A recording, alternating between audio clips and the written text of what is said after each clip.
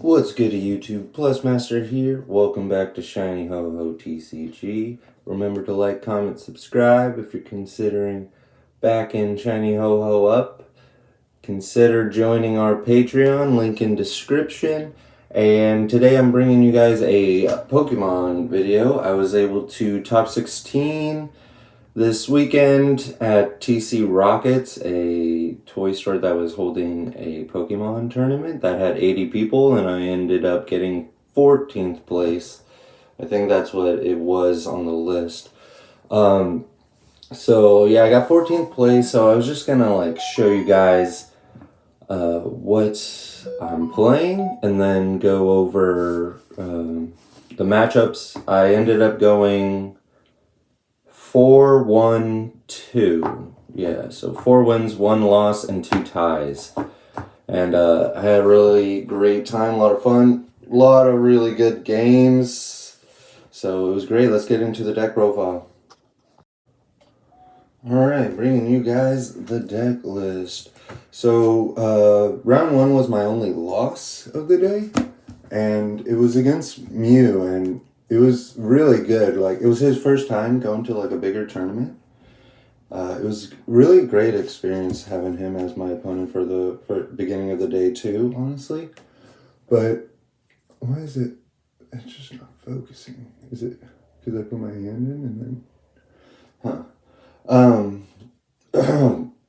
So he ended up having a really good day. He topped higher than I did, and he was just stoked to have me as his first opponent. I got rid of his jitters. That helped me too.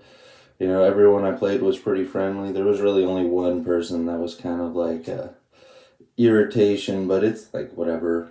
Sometimes that happens. Anyway, so round 1 was Mew. It was great.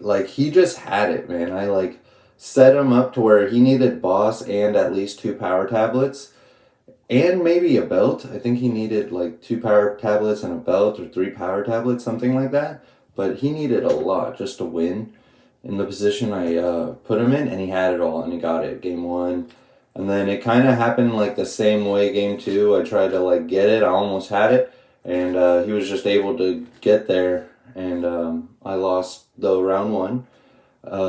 Played Arceus Gengar round 2.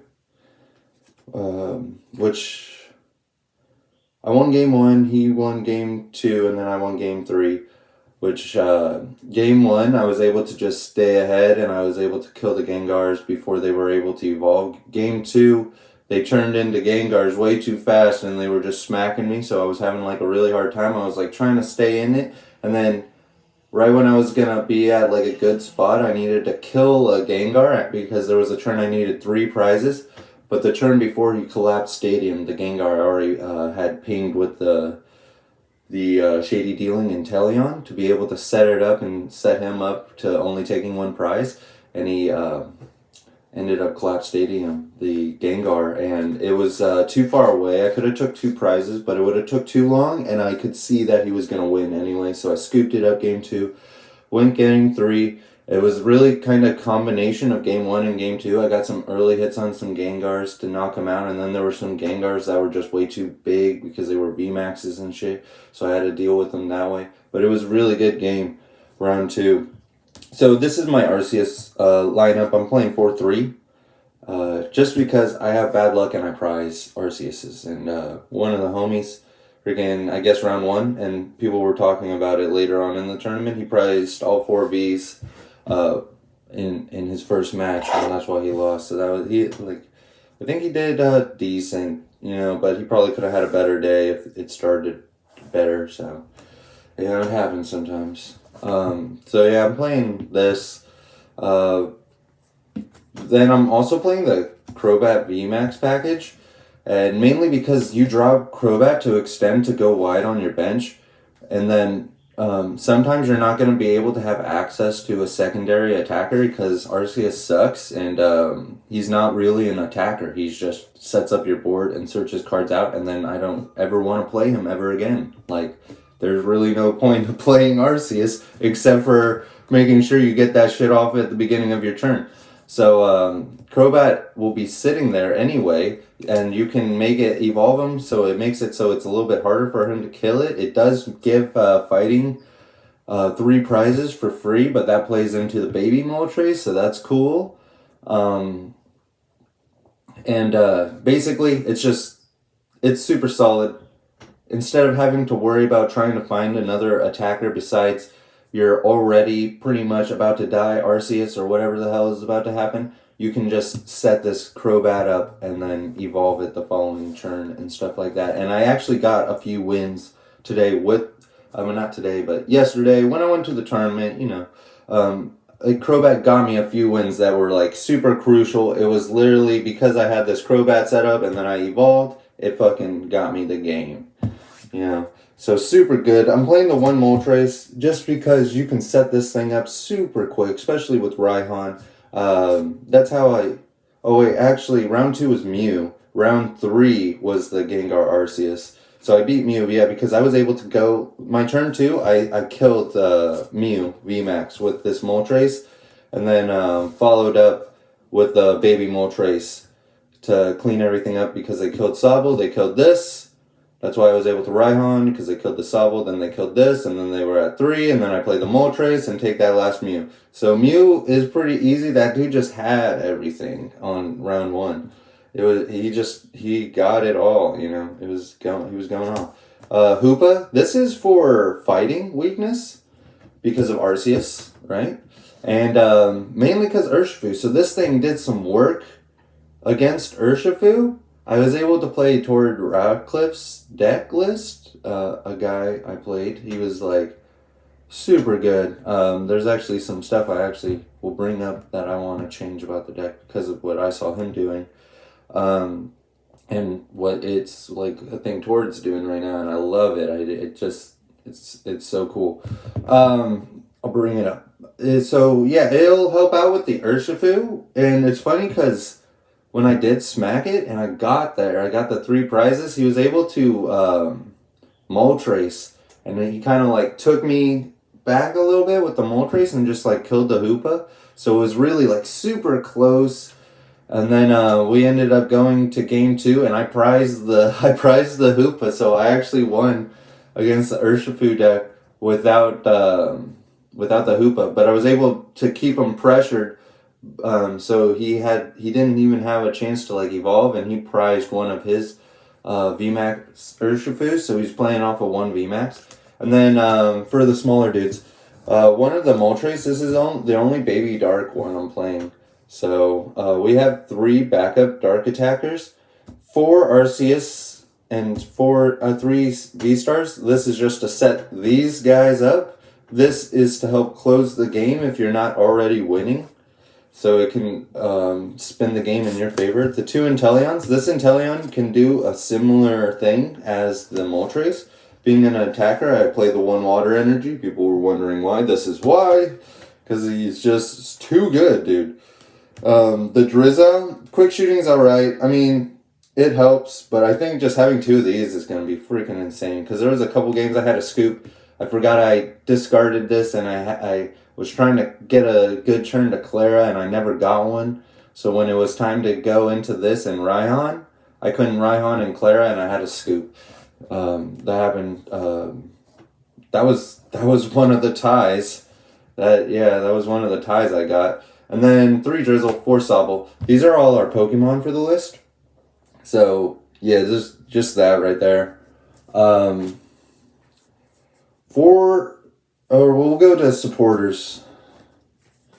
Supporters are pretty simple. Just 2 professors, 2 Claras. I love the 2 Claras. I actually think it's needed to play 2 because I prized 1 and I had a scoop on that one too because I needed to Clara because I needed to go into like Crobat Arceus and then grab the energy for the Moltres so that it wouldn't be able to. That's what I did against the Mew player. Pretty much, I was able to like boom, that I lost round 1, but he was able to get there. Then I played Single Strike. That was one of my ties. My 2 ties were both fighting decks. It was that deck Torrid was playing. most recently, and then it was a single strike Gengar, Umbreon, Urshifu list kind of deal. So it was a little thing, but it ended up being a tie just because we couldn't. Right when I finished, like all the two ties, right when I was like attack, like they were like, we're going into time, go into turns. So it would just be a tie. So if it would have been nice, to play the last game, but it's all good. All right. So those are going to be all the supporters. One Raihan, one Marnie. I know, one Marnie. Oh gosh, but you really one is good. That's all you need to see. 4 quick balls, and this is the thing I was going to say that I was saying that I'm going to bring up. I'm changing one of these to a Sonya, one of these quick balls, just like what Tor did. It looks like. I'm going to change one of these quick balls because like the guy I saw playing, he went Sobble, attach energy to Sobble, Sonya for 2 cards, 2 Pokemon, and then keep calling, and he just filled up his whole bench. Like, it was just insane. So that was sick. And then another play that he did that was so sick was he went, I mean, I have training court, so I'm like chill, like I don't know if I need energy search. Because I play the Arceus and it already kind of does that. I don't want to rip energy from my deck, really. But he played Sonya and he dropped the Moltres. He went Sonya Energy Search to grab 3 energy from deck, and he just dropped the Moltres with that. And I thought that was so sick. So I'm going to change one of these to a Sonya. Because it looks like it's good early game and late game. But we'll have to see because I don't know if I'll have energy in my deck to do a late game rip of energy to drop the Moltres. But so that's something I'm looking at. 4 level balls just to search your Sobbles to get set up. Thin your hand too to drop that Crobat. And then it'll search out your Drizzles as well. 3 Ultra Balls. Grab your thin your hand, grab your Crobat. Grab your Arceus V-Star. If it's a dire situation, you can go the Inteleon. This grabs you whatever, and it thins your hand. 2 scoop-up nets to help extend plays. Sometimes if you open this, you want a scoop-up net. But to extend plays with your Drizzle line, get them out of the active zone and stuff like that. 1 Incense, just to go for like your Inteleons, to go for your Arceus V-Star, just to have the Drizzle drop, and then you don't need to... go for the Ultra Ball and discard your hand. That's why I'm playing 3 Ultra Ball. One of the Ultra Balls is an Incense, just for that utility of I don't want to discard any cards from my hand right now. Switch, just for the utility to be able to rotate out without attaching like Balloon to one of your Vs, because the Balloon and Switch are the only ways to be able to get the Pokemon out of the active. That is a V Pokemon. Otherwise, you can go with the Scoop Up Net. 2 belts to hit your numbers that are pretty nice. The Quick Shooting Arceus V-Star will hit for 23. That'll knock out some things. 2 of the Training Court just to get our energy back. Help us with that Moltres play. Help us out with the Inteleon Raihan play. All of that good stuff. And Collapse Stadium to help you kind of extend the game a little bit and take your opponent back a turn. So if they don't knock out one of your Arceuses or something, you can just get rid of it to make it not a liability on the board. So, and then for energy, right? Energy. Sorry, I'm running out of room. For energy, I'm playing 6 Dark, 1 Water, and 3 Double Turbo energies. So, yeah. So yeah, I went 4, 1, 2. Played 2 Mews, played Single Strike Urshifu, Gengar, and Rapid Strike, Baby Moltres, Urshifu, Inteleon line toward Radcliffe's list. And then all the rest were Arceus builds. I played the Arceus Checkmate deck, which that's this. That's this deck, okay? That should look like this, in my opinion, because the dude dropped I played it, he dropped a Zapdos, and I just didn't even care about it. He just killed Arceus, and I was like, cool. Like, I'm gonna Raihan. Yeah, and it just was like, I was like, all right, now, actually, I don't even think I needed a Raihan because I was like chilling. So I didn't even Raihan. I bossed up the Arceus because I just didn't care about the Zapdos because I knew that he was never going to get weakness on anything and that thing was going to die next time I attacked it with anything, basically, except for the Inteleon. So I was just like, yeah, who cares about that thing? You know, like that. Why even play it? And he was like, if I got my fighting energy, I could have won and stuff like that. It's just like, yeah, well, that's why you don't play that, you know, because, you know, fighting doesn't do anything really against Arceus when everyone's freaking playing the freaking get rid of fighting weakness for some reason, which is like a dead card in their deck. Like the trade is fair, right? You go Arceus, you set up the Hoopa, they take 2 prizes, you take 3. It's fine. You're okay with it. Like, I don't know. I don't know why people play the Dunsparce. I don't think it's a necessary card. And if you actually, you know, try to play instead of just sit there and, like, protect yourself and whatever, like, you don't even need the mana fee because you're playing. You're attacking them and shit. They're not trying to kill your engine because your engine doesn't do anything. Like, it just is win more at that point. Your engine is to set you up to get it to a point where it's just like, you have to kill my shit or you're dead.